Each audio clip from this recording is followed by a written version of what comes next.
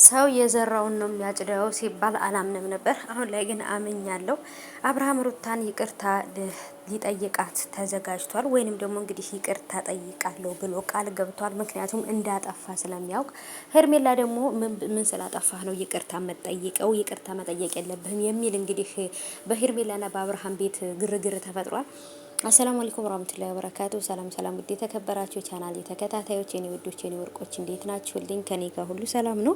ሰላማችሁ ብዝት ትርፍ ይበልኝ ባላችሁበት የኔ ውዶች ማለት ነው፣ የኔ ወርቆች ተመልሼ መጥቻላችኋለሁ። እንግዲህ ሌስ ጎ ወደ መጣሁበት እያልኩኝ እንግዲህ ኦ ማይ ጋድ ኦኤምጂ እኔ እንግዲህ ታውቃላችሁ ወሬ ያልቅብኝም የሆነች ነገር ስሰማ ምናምን በቃ ወደ እናንተ ለመጣውና ምክንያቱም ከመጀመሪያው ጀምሮ እንግዲህ ከመጨረሻው አብርሃም ሩታ ሄርሜላ ሁሉም የጀመሩትን ጨዋታ እስከሚያቆሙ ድረስ እኛም እነሱን አንተዋቸውም። ደግሞ ለምንድነው ውሸት እያመጣችሁ የምትሰሩት? ለምንድነው ውሸት የምትሰሩት ምናምን እያላችሁ ነውና እናንተም እኮ ውሸት ስለምትፈልጉ እኮ ነው ታዲያ እዚህ የምትገኙት አይደለም? እናንተ ታዲያ አብርሃምና ሩታ ሄርሜላ እየሰሩ ያሉት ነገር እውነት ነው ብላችሁ ነው የምታስቡት? ማንም ሰው እውነት ይዞ ሲመጣ እናንተ አትከታተሉ ማለት ነው። ስለዚህ ወደዳችሁም ጠላችሁም እንግዲህ ይዘን እንመጣለን። የፈለገ ያያል፣ የፈለገ አያይም።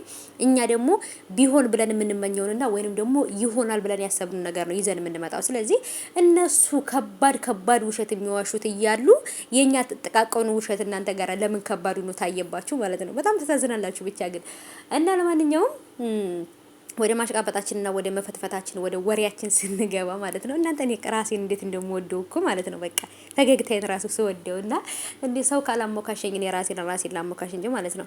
እና ማለት ነው ውዶቼ አብርሃም ሩታን ይቅርታ ጠይቃታለሁ። ከዚህ በኋላ የልጅ እናት ናት። ምንም ነገር እንዲደርስባት አልፈልግም። በእኔም ምክንያት ደግሞ ምንም አይነት ዋካታና ጋጋታ ውስጥ እንድትገባ ወይንም ደግሞ ጭንቀት ውስጥ እንድትገባ አልፈልግም ብሏል። ይቅርታ ሊል ነው።